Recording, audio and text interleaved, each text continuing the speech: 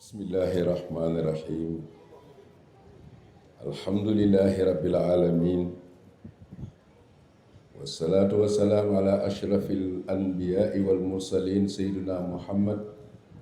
wa ala alihi wa sahabati alkiram wa man tabi'ahum bi ihsanin ila yawmi din. ñu ngi nuyu fa tabarakallahu réew mépp ci turu al xalifatul am a seyd muhammad al amin ataalallahu baqaahu. yal na ko yàlla yàggal fi ka fi dimbali ko téye ko ba lii nga xamante ni ndonol lislaam la yàlla jàppale ko ci loolu. nuyoot di seydi maam libaas, waaye nuyoot al imaamu ratib seydi muhammad al muxtaar, nuyoot baay seyna mu sama baay raan, njaboot gépp ñu jël nuyoo boobu fa tabaarakallahu ak lépp muy xéewal di teraanga ci ñun ñépp. ñu tàmbalee ci liggéey bi ci bismillahi rahmaani rahim, yàlla nañ ci yàlla defal ndam ñun ñépp. ci turu nag alxalifatul am la ñuy nuyoo këri diine yépp, rawatina xulafaa ak turux fi bilaadina, kilifa yu baax yi ci réew mépp di kilifay diine yi. sëriñ baa ngi leen di nuyu bu baax, di leen tàllal loxo ndax tool bi toolu diine la. xew mi ñoom seen xew la, muy ñaan yàlla fu fi kilifa nekk ak ña nga fa wuutu ci lu baax yàlla nañu teer yi te lépp neex yàlla te yàlla yàggal leen fi. ñaanit yéen tim ngeen ñaanal ko bu baax. ci kaw looloon la ñuy nuyu kii di sunu njiitu réew son excellence monsieur le président de la république Diomaye Bachir Diomaye Diakhar Faye, nuyoot monsieur le premier ministre Ousmane Sonko et le gouvernement, nuyoot les partis politiques alliés ak opposition bépp, nuyoot la société civile, les syndicats, le patronat, nuyoot les maires des communes d'arrondissement de Yoff, Cambérène, Ngor ak kilifa yi fi nekk yëpp. waaye jak leen nuyootim la ville de Dakar nga xam ni fa tabaarakallaahu xew-xew bi ñoom ñoo ko abrité, ci la ñu nekk. kon ku tudd dëkk yooyu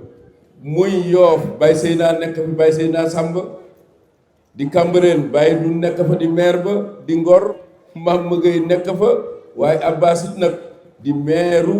la ville de Dakar fa tabarakallahu. kon te xew-xew bi nag ci magistère am la nekk, fi la ko fekk mu ànd ak communauté bi ci liggéey bu rafet bi. et nuyu nag président groupement central Baye Diagne mi ngi nii sama wet, ànd ak sëñ Baye Fall, Daouda Mbaye nekk nii sama wet, ak ñi ñu boot ñëpp. ñu yeesal rek sunu ñaan ak sunu cant jëmeet ka ci yéen ñëpp fa tabarakallahu. ak Moustapha Dem, ñoom ñëpp ku ne xam na liggéey bi ay ati at fa tabarakallahu ñoom ñoo ko yore di ci liggéey boo xam ne ñun ñëpp amal nañu leen gërëm, dañ leen di ñaanal yàlla bu baax. nu yoot nag la fédération des daïra, alaaji njiin aada jiite ko ànd ak alaaji pël ñoom, li jëm ci nga xamante ni ñooy yore animation yi di waykat yi ak nangam itam Idrissa géré leen téye ñoom, ànd ak ñoom ànd bu rafet. te ku ni groupement central nag di nga di bàyyi njiit fa tabarakallahu. dëgg mu ànd ak ñoom ci àndin wu rafet ba tey moom it yàlla na ko yàlla dimbali. et nuyu nag fa tabaarakallaahu sunuy imam yëpp nag ak borom dëkk yi ñoom ñëpp, waaye nuyoon nag représentant du xalif ji nga xamante ni ñoo nekk ci gox goxaan yi Alaaji Seyna Sall jiite ko mu ànd ak ñoom ñëpp mboole seen dañ leen di ñaanal yàlla ñoom it yàlla yàlla gën a dëgëral seen mission. et nuyu fa tabarakallahu la presse bi nga xamante ni fa tabarakallahu yàgg na lool ñu nuy accompagner jaam yàlla bii fi jóge te ñu ma yëg fi léegi loolu yàlla na ko yàlla teeru teral ka xaaroo ko àjjana di feddali sunu cant jëme ci yéen dëgg-dëgg bu mbir mi tolloo fii waxtu wi ngeen di ànd ak ñun ba keroog yëf yi di tas kon yéen tim la presse ak ci diversité bi ci ne ci biir presse bépp yëpp ñu ngi yeesal sunu cant ci yéen ak sunu ngërëm yàlla na leen yàlla fay nuyoo diaspora laayeen muy doomi laayeen yi nekk ci bitim réew ci continent yëpp na ku ne xam na seen taxawaay yu rafet lañu am ci diine ji bu baax a baax ñoom it yàlla na leen yàlla taxawu waaye jaar ci ñoom it doomi Sénégal yi nekk bitim réew ñépp mboole seen jàmm jooju ak teraanga jooju rek lañ leen di ñaanal boole leen ko ñoom ñépp kon fu fi doomu Sénégal ne ci bitim réew yàlla na la yàlla ommat terte la aar dimbali la ba la taxoon nga jóg yàlla na la ko yàlla jox loolu la ñuy boole ñaan gépp mu mel ni nag xew-xew bi defe naa ni noo ko déggandoo at mu jot nag dañuy ànd ak yéen ak réew mi ak lu réew mi jël thème central bokk kaak ñépp partagé wu ko ku ci ne am nga ci sa xalaat et aujourd'hui defe naa leen fi ñu jëm ci wàllu solidarité dafa am nag tuuti suñ nee solidarité islamique islam nekkul ci benn îlot l'islam dafa ni ci àdduna donc daanu dugg nag ci solidarité naka l'islam jàngalee dellu siwaat ci sunuy biir sur le plan local ñëwaat ci biir réew mi mais dugg nag sur le plan international parce que nag woote bi moo laaj loolu kon fa tabarakallahu fii nag ñu tàmbalee ñun lenn rek pàcc lañu ci ummal islamiya bépp muy sunu communauté bii la ñuy tàmbalee dañoo wax ci arab ni al mujtama al islami yaquumu ala asaasi al imaani billahi alladi xalaqa al kawna bima fihi wa man fihi umma muwahada fi aqidatiha fahum yusharikuuna risalatan waxida wa rasulun waxid wa kitaabun waxid wa qiblatun waxida kon inna hada al mujtama lam yaqum ala asaasin irqi wa tabaqi innama buniya ala tawazun wal uquwati fi l aqida allati hiya aqwa min an nasabi fa hum yusharikuna al insaniyati fi insaniyatihim ñu ngi leen di nuyu lii ñuy bugg a wax en guise d'introduction fii ngeen toog ci paaru l'islam la te li nu fiy wax dëgg ki ñu yónni ci l'islam doon ko yónnee kon foofu la ñuy tàmbalee wax leen ni la lii ñuy tuddee al mujtama al islami société bu ñuy tuddee l'islam lakkal jëkkalal mu nga toog ci gëm yàlla mi nga xamante ni moo nu bind àdduna ak la ca biir te tim boole nun jullit benn pas-pas bu tudd islaam lu tax nee na jullit ñépp ñoo bokk benn risaala benn mission bu nga xamante ni yàlla moo ko yónni yonentaam benn mission la benn yonente la benn xibla la benn téere la muy alquranul karim loolu moo boole jullit ñi ci seen pas-pas ba pare looloo waral inna haza mujtama kon société dite islamique taxawul ci askan, taxawul ci classe sociale, mais yàlla mi ngi ko taxawale ci équilibre boo xamante ni daka boole ak mbokkoo ci pas-pas, te mbokkoo ci pas-pas moo gën a dëgër mbokkoo ci geño ci lislaam. kon jullit ñi leen wax, mais jullit ñeet lu jiitu seen risaala di ñëw ay nit lañu, kon humanité bépp danoo bokk ci li ñuy wax. kon ñaar la ñuy wax, al islaam ak ña ca des, ndax fa tabaarakallaahu lu jiitu diine yàlla nit la bind, lu jiitu diine teraanga yàlla nit la ko séddale ñi ko gëm ak ñi ko gëmul. waaye ñun jullit ni ma leen ko waxee sunu pas-pas bi nu yàlla boole mooy li ma wax sànq, lanu boole ca nit ña balaa sunu diine ñëw yàlla dafa wax ni yaa ayyuhan naas ittaqu rabbakum allazi xalaqakum min nafsin waahida. ci benn bakken laa leen bind yéen ñëpp, humanité bi, jullit beeg ñi jurul julleeg ate bi ak ñëpp, ci noonu la leen yàlla bindee. delloon waxet ni yaa ayyuhan naas inna xalaqnaakum min zakarin wa unsa wa jaalnaakum shuuban wa qabaila li taarafu inna akramakum indallahi atqaakum. noonu la ñu yàlla boole waate ñu ci ñun nit. xoolit walaw xitaab bi feneen la wàcce, mais ñëpp ko bokk.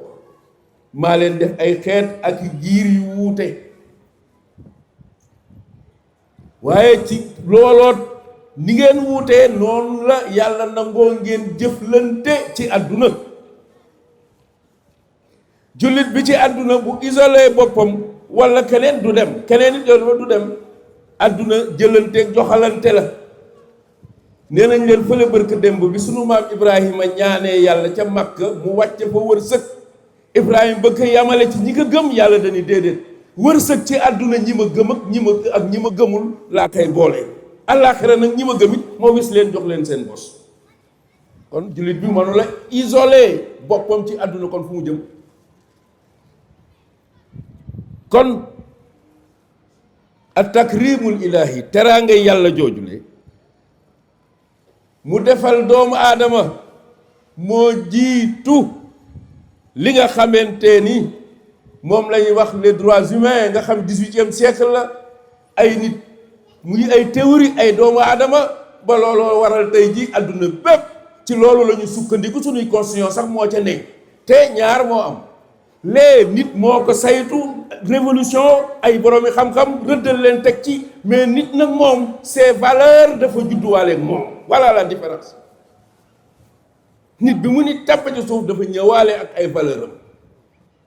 laxat karam naa bani aadam la yàlla wax, karam naa bani aadam ak 19e siècle boo ko doon xool alxuraan bi yàllay wax loolu, nga xoolee nga xamante ni ay philosophe ñoo yor théorie bu 18e siècle, Rousseau, Diderot, keneen ak ñeneen, le contrat social, téyewaat loolu lépp ay nit la. mais yàlla nag laxat karam naa bani aadam bi liir bi ñëwee ak nangam la ko dafa ñëwa ak tarangam. voilà la différence. kon dadi lu nga xamante ni bu ñu jógee ba foofu nag mbokkoo gi la koy dëgëral nag bu ñu demee ba ca kanam daan waxam mooy la solidarité ci phase yépp nag, moo xam ci biir njaboot gi la, moo xam ci biir réew mi la, mais moo xam sur le plan international. mais adduna bi wax naa ko nangam kenn mënu la dem ak sa bopp, yàlla rekk mën a dem bu dem ak bopp.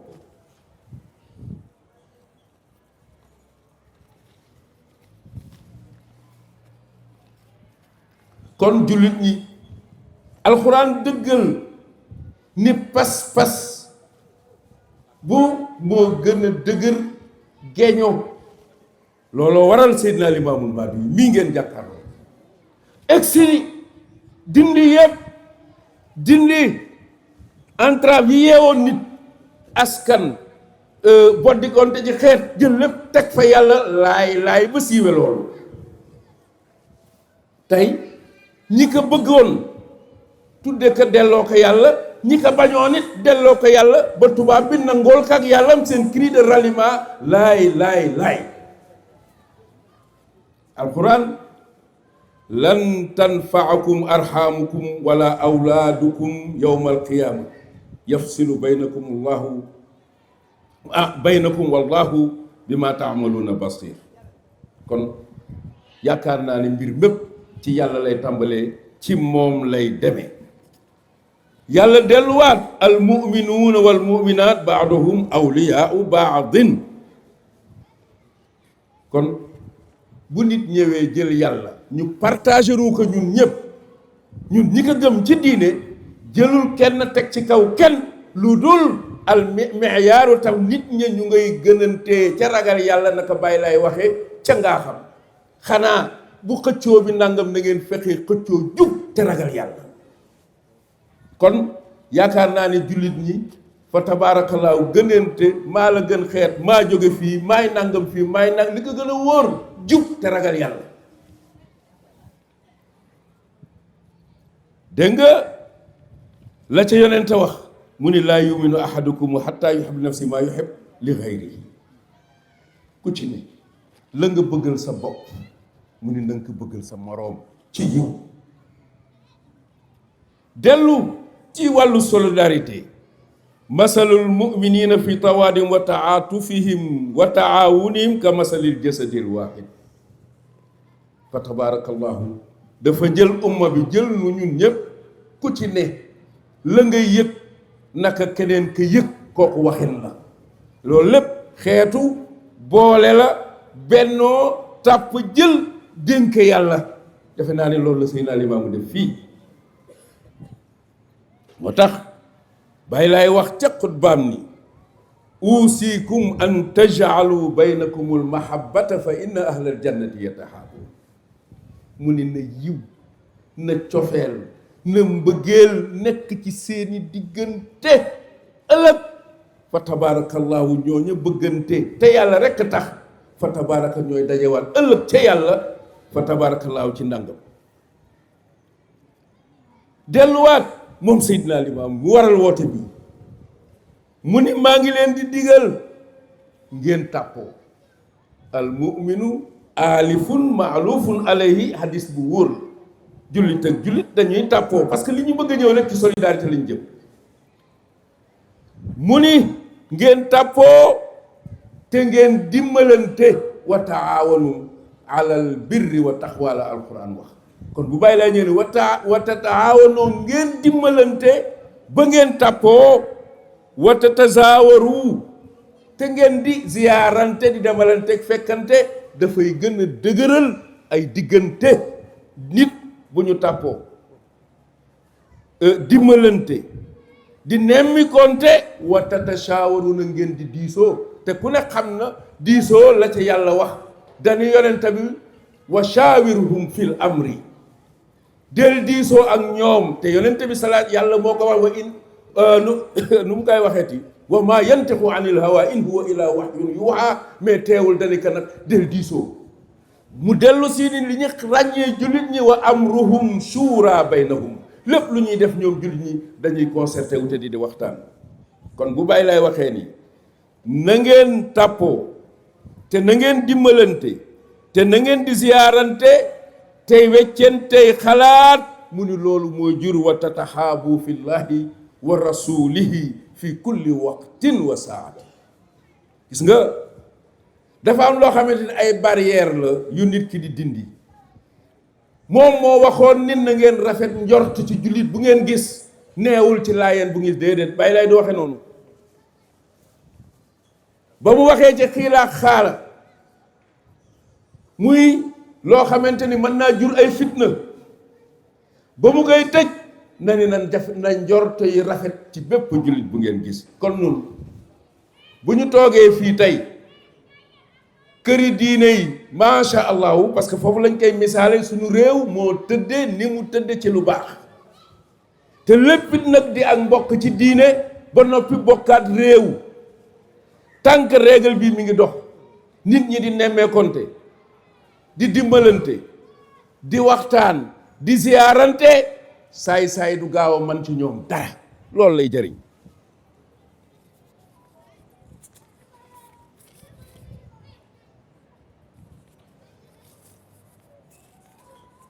kon nag loolu ma fi wax léegi lim nuy jëriñ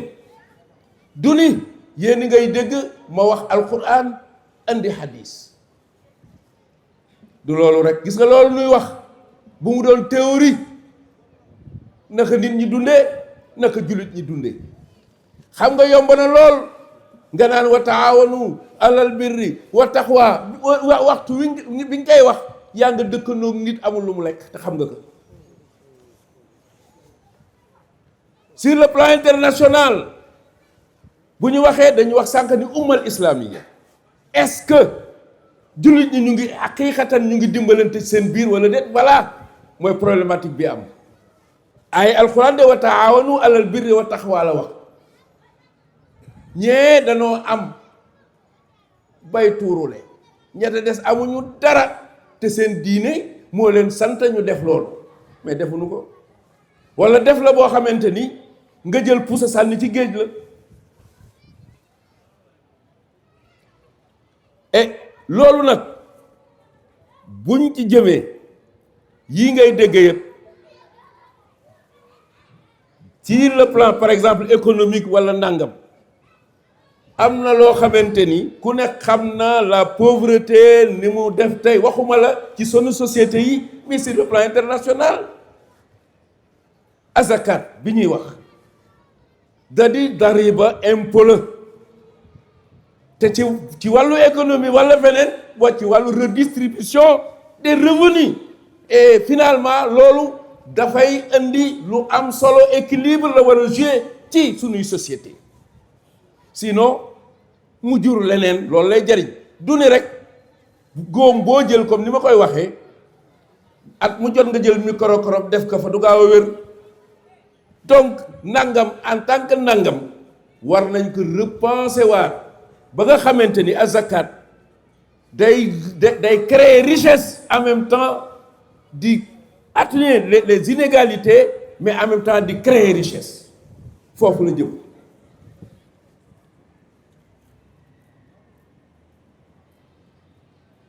kon solidarité boobu sur le plan international bu ñu demee fu mel ni les Nations Unies nga xamante ni xeet bokk ñi ëpp ci xeet yi fa la ñuy wuyoo y compris le Sénégal. bu ngeen xoolee ci lenn ci ay convention dinañu tudd nag lenn mais dafay lalu ci ñu bari. bu ngeen xoolee bii la convention relative aux droits des personnes handicapées dina jur lu bari parce que les personnes yéen nit ñi tudd humanité bépp kon bu ñu tuddee tey une journée internationale une journée comment dirais-je une journée de solidarité lan humaine kon yaa UNAS ñëwaat na foofu solidarité bi kañ li ci jiitu ñun jullit ak jullit ñooy moo ci jiitu nag waaye jullit ak ku dul jullit waaw am na loo xam ne ñun ñëpp ñoo ko bokk mu laaj solidarité.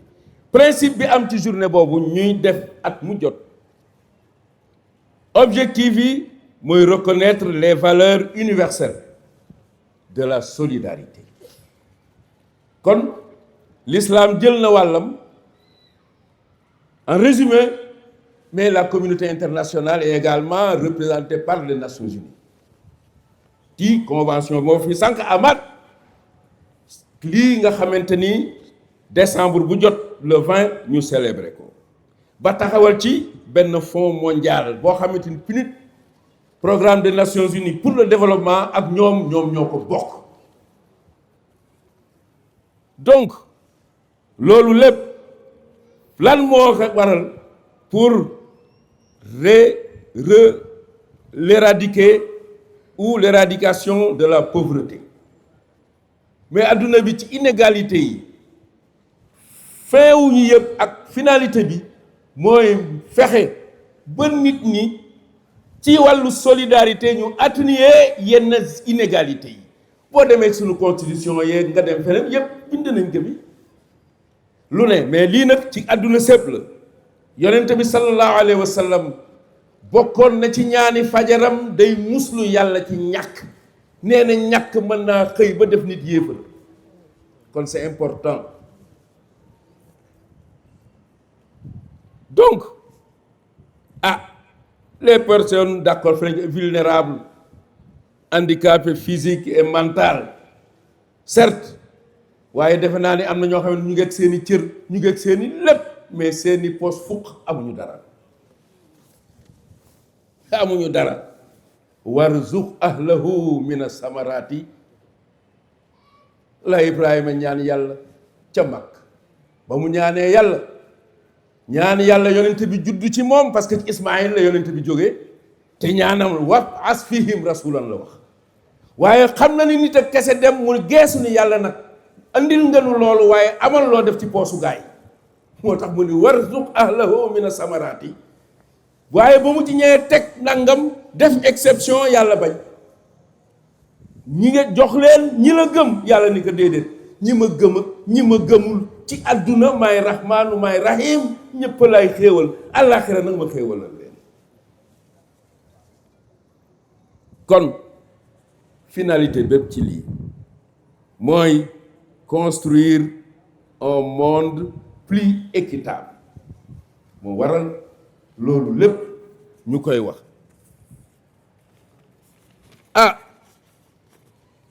defe naa ne nag bu dee ci biir Sénégal vision Sénégal 2050 muy référentiel bi gars yi yore fa tabarakallah pour réew mi place la solidarité au cœur de sa stratégie considère comme l'un des piliers principaux pour construire une nation souveraine, prospère et résiliente. kooku ci réew mi la réduire c'est-à-dire les inégalités sociaux bu ñu ñëwee ci loolu ku ne gis na ci lii dama ci bàyyi gars yi gëstu ci feneen mi ngi noonu mais l'essentiel lii référentiel la programme la à long terme boo xamante ni fa tabarakallahu fi di 2050 fekkoon na fet ñu taxawal fii ay ministère de la famille mi ngi fii presque ak leneen ministère de la microfinance également ñoom ñëpp partagé wu loolu kon mécanisme yooyu sur le plan constitutionnel et sur le plan ceci Sénégal taxawee am na taxawaay boobu la ci loolu moom taxaw na ko le reste nag ak la ca ne ak leneen kooku dama koy bàyyi expert yi ak fonds de solidarité c'est important nga xam ni loolu muy lu am solo nga gis ni bu ñu ñëwee fii ci sunu gox muy Seydina Issa Rouhou Lahi moom programme bi mu yoroon mu am solo lool lenn rek laa ciy jukki ci wàllu solidarité Seydina Issa ku ne xam na ni ginnaaw guerre bi ñaari guerre yépp ak it jàngoroy peste bi mu amee ci Cambérène jigéen ñi sëy si woon foofu jóge ci yeneen gox-goxaan yi bi seeni boroom kër ñu bari ca dëkk bi dañoo génn àdduna ndax peste bi dafa jël kër gu mag sëkk jël rakkam ñoom ñépp mu dugal leen fa moo leen yore téye leen ba ñu matal seen idda ña ca bëgg sëyaat ci dëkk bi mu dellu leen fa ci ñu du gàtt ci dëkk bi tey jur nañ kilifa yu bari ñëwaat ci wàllu solidarité ci Cambérène ak feneen noonu la ko doon doxale dafa jël ci génération yi génération par génération la jël ku ci ne am na lenn ci ay liggéey yoo xamante ni diw amul doole mais amul njaboot génération bi lay jël buy kookuy bay ñu bayale ko buy récolter ñu ànd ak moom récolter kooku Seydina Issa def na anu diw këri sàqeta amoon amul doole maas gi lay jël loolu lañ leen tudde woon dem leen sàqatali diw buy taxu ñoo yanu néeg ya di ko samp loolu lan la solidarité la jëmoon ci nangam ci loolu. ñëwaat sur le plan économique toujours ma répété ko sur l'autonomisation économique de la femme nu mu def kër la jël les années 30 nangam ci digga Dakar Plateau.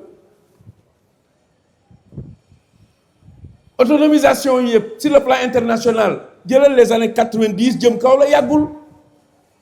mais moom pratiqué na ko ca jamonoy tubaab bi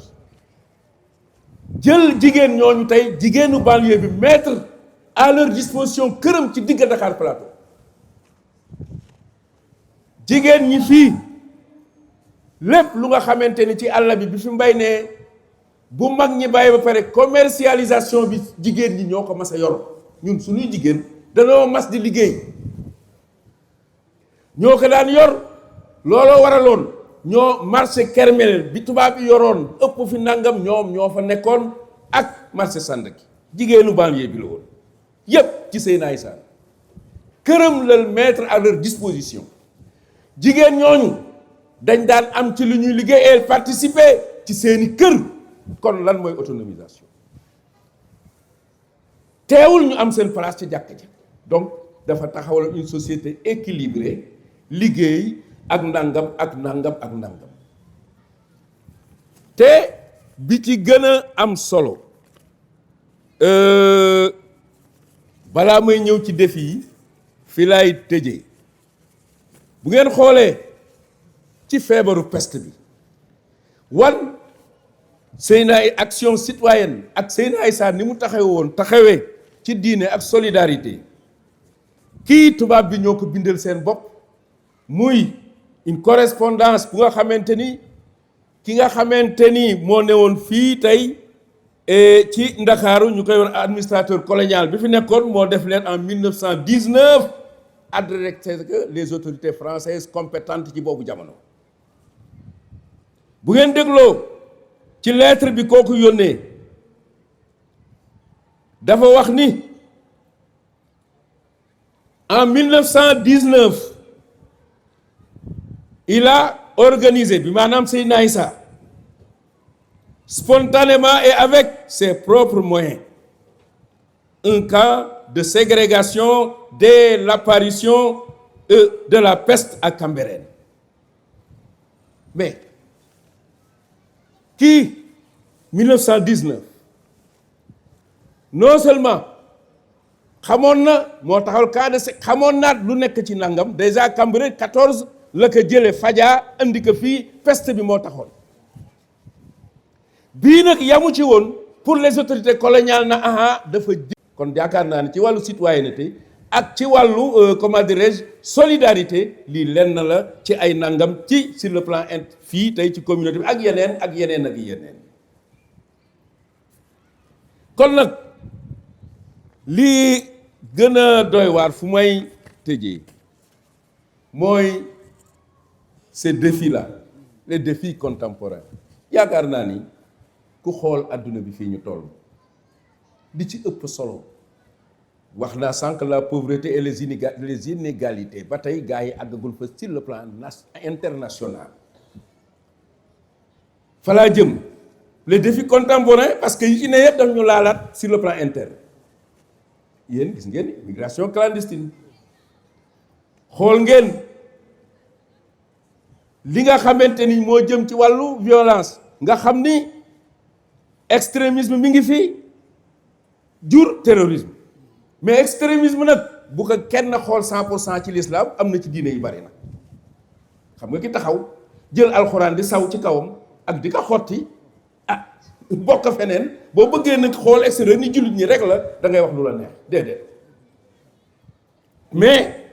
xam nga dafa am ñaar extrémisme ak terrorisme du benn extrémisme c'est l'idée moom la ñuy togg ci yow lële nag mooy pratique gu idée bi moo waral gars yi takk ceinture yi bu ñu la defaree comment dirais-je raxas la lavage de cerveau ba nga nangam ñu dugal la idée bi nag nga commencé nangam nag kii mooy la phase dernière mooy nga def loolu yooyu bokk na ci défi adduna yi fi ñu toll. nga xool ci nuñ koy waxeeti gars yi ngeen baal ma de bari ay kii waaw voilà très bien bokk na ca gis ngeen tey adduna bi les catastrophes naturelles ngeen xool les effets climatiques yi nga xamante ni jur na défi la Sénégal ren ku fi toog xeetu tàngoor yu fi dugg ren nga seet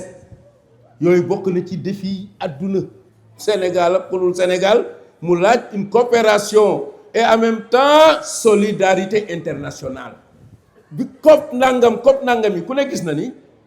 mais les Américains ñaata at ñu bloqué affaire yi génn def ni pour des intérêts mercantiles économiques kon du ay tërë ma jàppal ma te yu mel nii comme li ma wax la du ay hadiis ak aaya moo koy faj volonté politique bu dëgër mais mënoo am yàlla may la richesse fa amma bi ni'mati rabbika fa hadis li gaa yi yëngatu lépp réew yi ñu xeeboon coloniser leen matière première yi fa la ne mais réew yi dem nañoo dem waxtu wu leen gaa yi soxlaa ñëw jël seen yëf bu suñuy dem duggee fenn ñu génne leen taxawal ay loi taxawal ceci taxawal nangam mais teewul ñu ubbil leen suñuy yëf ci la ñuy defaroowaat delloowaat defar ci seen économie te démb ñoonu fa tabaraka donc yooyu ci wàllu ay des inégalités ci la bokk loolu nag kilifa yi nekk ci kaw ñooy am volonté bu wóor jël seen alal ak seen yëfu réew muy problème souveraineté nag des fois nga war a mën a taxaw ni déet maa bañ et kon li ci des bu nga xamante ni ñun ñii ku ne gis na ci wàllu technologie numérique intelligence artificielle nangam parce que wax toujours ma répété ko fii ñun yàlla may nañu ay ressources naturelles boo xoolee yàlla ni mu wax ci aaya ba muy teral nit dañuy wala xat karamnaa bani aadam ba muy dem mu ni wa hamalnaahum fil barri wal bahri yàlla rek a baax sama teraanga ji nag mu ni doomu aadama géej plutôt jéeri ji du lan ngeen koy wax ak lépp mooy ressource naturelle yi ne ci kaw suuf wala ne ci biir suuf wala ñi nekk ci nanga mooy ressource naturelle mu ni teralal naa leen ba ci géej yi mais ku nekk gis na ni les océans li ngeen di tuddee économie verte économie bleue nga xam ni ci richesse bu ne mu nga ci biir océans yi booy xool plus de 70% ci surface u terre bépp ay géej la yàlla ni loolu lépp defal naa leen ko teraanga mais yow ñaar ngay mën a am nga ressource naturelle soxla nga ressource financière mais les ressources humaines bi maanaam xam-xam mais boo lu la yàlla mayee loolu nag amoo lële gaa yi yor seen expertise ak seeni nangam ñëw di jël sa yëf defe naa ñu ngi koy def ci ay réew bu ñëwee tànn or ba jël or ba fayiku ca gaa yee dóorante kon fa tabarakallahu et loolu yàlla defal naka suñuy réew donc nag yooyu yëpp mooy défi contemporain yi gaa yi wax mais défi yi du lu ñuy lim di ko teg ndax bari na mais tim nan la ñuy taxawee en tant que jullit waaye en tant que humain donc adduna bi am na lu leen boole waxuñu réew yi isolé wu parce que waxuñu loolu donc fële ku ne naan man sama diine déedéet taxul woon yàlla wàcce diine mais nag fu ci ne am na fu la yàlla daal muy sa nangam kon ci foofu rek lay tëjee di wax ni leen thème yii ñuy joxe du tabu ay doomu Sénégal lañu li Sénégal di yëg la ñu yëg li doomu Sénégal yi yëg la ñu yëg lii fi nekk du ñuy expert mais lu ñuy partagé woo doomu Sénégal yëpp nag ak adduna sépp képp ku nga xamante ni fa tabarakallahu mën nga apporter nit ñi finalité bi mooy les inégalités bu ñu ko fi mën la jëleet parce que mais ñu atténuer que muy gën a dem par des programmes vraiment de développement yoo xamante ni comme niñ ko waxee ci nangam yi yàlla def ko fi bu ko defee njaboot gi rawatina nag ndaw ñi ku ne xam na ni ndaw ñi tey ji réew mi ñooy constituer presque force bi ëpp solo kon na nekk une jeunesse consciente wax naa ko daaw te na ngeen am fu ngeen toll di ngeen doxe espoir am fierté loolu laay wax ndawi Sénégal yépp waxit ni yal na yàlla wàcce teraanga xéewal ak dal ak juboo ci la ñuy tala mën a développer suñu réew allahumma salli ala sayyidina wa sallam. À la suite du coordinateur général de l'appel, je m'en vais vous lire le discours introductif par rapport à la 146e édition de l'appel de Seydina Limamou Laye al Mahdi alayhi salatu wa salam. Bismillahi rahmani rahim. Alhamdulillah bi tawfiqillahi imamul ilahi ñu gëm ko wallahi. Louange à Allah qui, par sa grâce infinie, a décrété que nous avons cru à la mission prophétique de l'imam de Dieu. Ce magnifique vers du grand savant imam Mohamed Sakhir Gaye suffit pour marquer de façon indélébile la gratitude et la reconnaissance éternelle que nous éprouvons envers notre Seigneur, qui nous a choisis, nous, Ahlullahi, pour répondre à l'appel de la meilleure des créatures, Seydina Limamou Laye alayhi salatu wa salam. Ajibu daayallah ya ma'shar al-insi wal jinni